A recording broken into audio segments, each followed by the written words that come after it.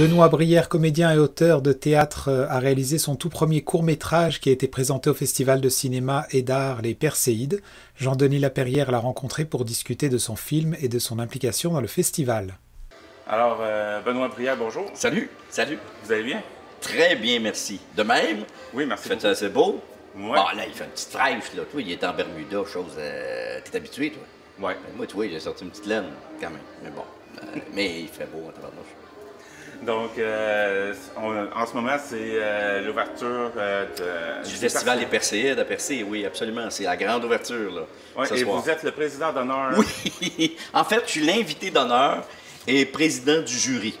C'est une drôle d'histoire. C'est une très drôle d'histoire parce que je me suis commis à la réalisation d'un court-métrage et puis le distributeur du film, en l'occurrence Film Option International, me dit « Écoute, les Perséides sont intéressés à voir ton film. » Ah, parfait, c'est formidable. Je regarde dans mon agenda et comme je suis en train de faire la tournée de Brou, la nouvelle administration, avec Martin Drainville, Luc Guérin, on est en plein trou dans l'agenda. Je dis « Hey, je pourrais y aller. Ça sera le fun d'aller à Percé. Je vais aller présenter mon film. Moi, y aller pour le fun. » La minute qu'ils ont su ça, ils ont dit « Ah, ben si tu viens, ça te tente-tu d'être membre du jury? » Jamais fait ça. C'est une première pour moi. Parfait, allons-y, avec bonheur. J'arrive ici, on me dit « Tu es l'invité d'honneur et le président du jury. » C'est parfait. Tout ça est parfait. Alors, tout ça, c'est enligné. Alors, me voilà du président du jury des Perséides. Puis c'est vraiment un honneur parce que c'est un Christi de beau festival avec des gens extrêmement dynamiques. Puis j'ai hâte vraiment de me farcir les films qui sont en compétition, parce que ce sont toutes des premières, hein, ce qui a trait à ces films-là. D'une certaine façon, c'est la première fois que le grand public aura accès à ces films-là. Fait que j'ai bien hâte à cette expérience-là, là, à Percé en plus. À l'hôpital, quand les internes me demandaient « À quel âge ça s'arrête, les coliques? » Je disais « Bientôt, j'espère, mon fils, il y a 50 ans. Je chiale encore. » Parlant de première, vous en avez fait allusion au début. Oui. Vous êtes réalisateur Oui. d'un film, Oui. La première fois d'ailleurs. Oui. Et j'espère pas la dernière. Mais ça, c'est l'avenir qui me le dira. Parce que vous avez aimé l'expérience? Ah, adoré. Mais je te dirais, j'ai toujours su que j'avais envie de faire ça éventuellement. Pas changer de carrière, c'est juste pour moi une nouvelle couleur à ma palette de peintre. Tu comprends? J'ai fait de la mise en scène de théâtre, j'ai fait de la mise en scène d'opéra. Ce qui m'intéresse, c'est la direction d'acteur, c'est le jeu, c'est la façon d'orchestrer la manière qu'on va raconter une histoire. C'est ça qui m'intéresse. C'est pour ça que je fais beaucoup de théâtre. Puis, j'étais sûr qu'un jour, je viendrais là. Dans quel projet? Ça, je ne le savais pas.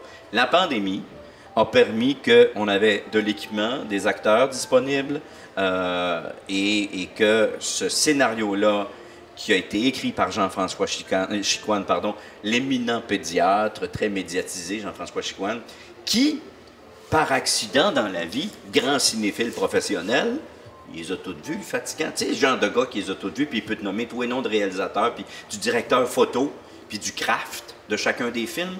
Alors, lui a participé aux 4 derniers longs métrages de André Forcier, à titre de consultant ou de script éditeur. Alors, l'écriture cinématographique, il connaît ça un peu quand même, tu sais.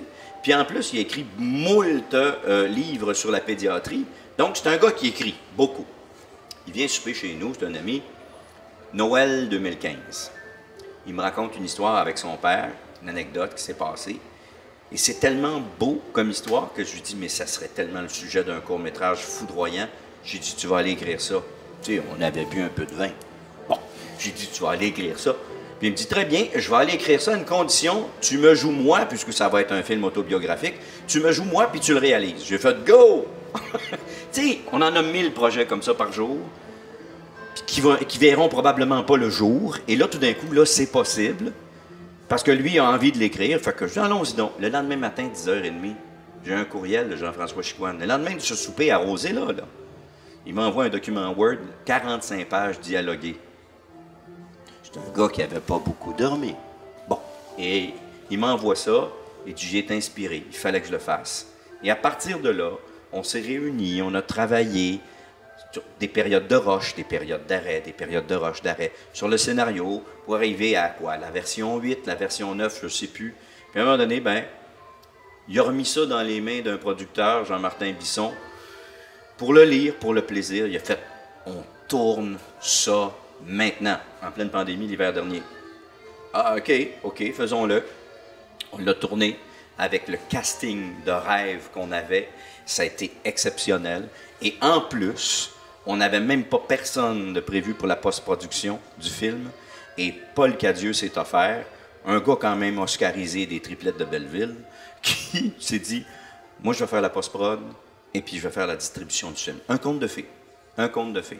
Alors oui, je me suis mouillé à la réalisation d'une patente qui va vivre ses premières heures devant le public ici, au Perséide. Vous avez dit que c'est parti d'une anecdote que oui. M. Chicoine vous a racontée. Oui. Est-ce que c'est un film qui est biographique? À 99,9%. Même les noms n'ont pas été changés pour être bien sûr de mettre tout le monde en lien. C'est vraiment une histoire autobiographique, une histoire vraie qui s'est passée entre son père et lui. C'est dans les dialogues quand on s'est mis à jazzer un peu puis qu'on s'est mis à romancer, mais il en demeure pas moins que la prémisse de l'histoire, elle est vraie. Vraiment, on est en présence d'un grand pédiatre, quasi cofondateur de Sainte-Justine à Montréal, Luc Chicoine, qui a pris sa retraite parce que sa santé ne lui permettait plus de travailler. Il a perdu sa femme, de qui il était en parfaite symbiose quelques années auparavant. Il est malade, il a une pathologie, une pharmacologie extrêmement complexe. Un candidat parfait, nul doute, pour l'aide médicale à mourir. Et à un moment donné, il décide qu'il en a assez, justement, pendant un souper de Noël.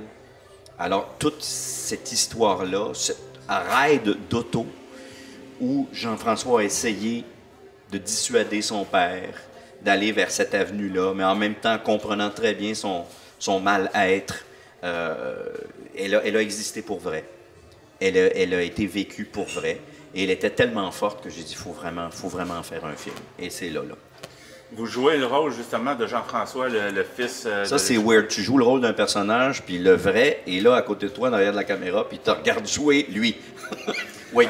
En tant qu'acteur, comment vous avez trouvé ça, jouer ce rôle-là? Bien, c'est sûr que d'emblée, l'écriture était tellement forte, là, honnêtement, là, les dialogues tellement forts que j'avais pas besoin de pasticher d'aucune façon le vrai Jean-François Chicoine. Il n'était pas question de faire une ressemblance physique. Comme, par exemple, on aurait espéré que j'ai une ressemblance physique à Olivier Guimond quand j'ai fait Cher Olivier, tu sais. C'était pas là le propos du tout. C'était vraiment l'histoire d'un père et d'un fils. D'où l'idée, d'ailleurs, dans le film, de ne pas les nommer jamais par leur nom de famille. C'est une histoire qui est universelle, qui est intemporelle. C'est l'histoire de père-fils qui s'adorent dans la vie, qui sont caractériels, sont capables de se dire les 4 vérités. Puis il y en a un qui a décidé qu'il aurait le goût d'en finir avec la vie et il va demander à son fils de l'aide. Fait que c'est universel. Alors, c'est pour ça qu'on ne nomme que les prénoms des personnages dans le film, même si ce sont les vrais. Parce que c'est une histoire qui est vraiment universelle. Les commentaires que j'ai à date de ceux qui l'ont vu, là, c'est vraiment « Ah, écoute, faut que je te dise, mon père est décédé le 23 décembre, de circonstances similaires. » L'autre me dit « Ouais, c'est ma mère, moi, puis ça m'a tellement touché à cause de ci, ça. » On est vieillissant, toute la gang. On va peut-être être confronté à ça si on ne l'a pas déjà été. Fait que donc, j'ai l'impression que c'est cette histoire-là qui touche les gens.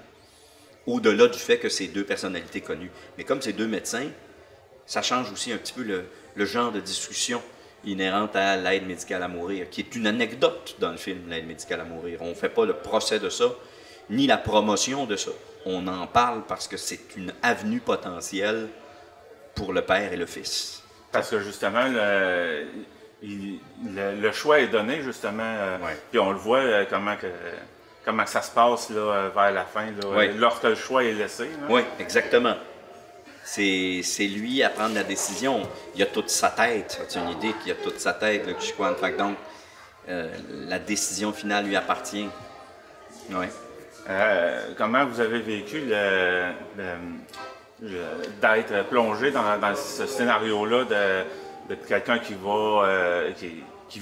est prêt à décéder, puis du fils qui garde... Écoute, le scénario, encore une fois, le scénario était fort à ce niveau-là. On s'entend qu'il y a une scène, dans un court-métrage, il y a une scène vraiment butoir, la scène importante. Et ce dialogue-là, dans le salon, en plein petit party de Noël à deux, très intime, tout part de là. Et c'était tellement fort que tu te fies à ça comme acteur. Tu cadres là-dessus. Ça va être ça vraiment la force. Et c'est d'envoyer les répliques à Marcel Sabourin, un acteur qui a peu d'expérience, et de se relancer en répétition et en lecture, puis de dire « Ah, on pourrait peut-être, et si on essayait ceci, si on essayait cela », ça a été un travail d'acteur formidable. Fait qu'on se laissait bercer par ça. Tu sais, quand tu as un scénario fort, tu te laisses bercer, tu y vas, tu as juste à embarquer dedans, c'est tout. La ride va être forte, t'sais. Les montagnes russes vont être fortes, mais attache ta ceinture, on part. T'sais. Le choix de Marcel Sabourin s'est fait comment? Tout seul. C'est-à-dire que quand j'ai vu que Marcel... d'abord, c'est un être délicieux dans la vie.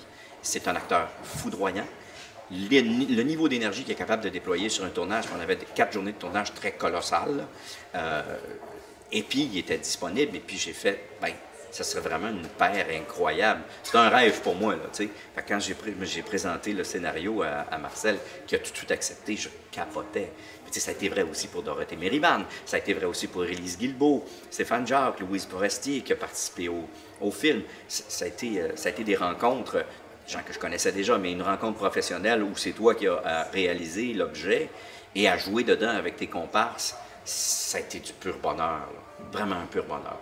Fait que, c'est ça, encore là, je me laissais bercer par les propositions des acteurs, des actrices, de comment ça se passait, et surtout de l'œil de M. Mario Janel, le directeur photo. Excessivement important détail dans ce film-là. Est-ce qu'il y a beaucoup de scènes qui ont été tournées... Dans le lieu où ça s'est passé? Oui, Totalement. Donc rien de studio. Non.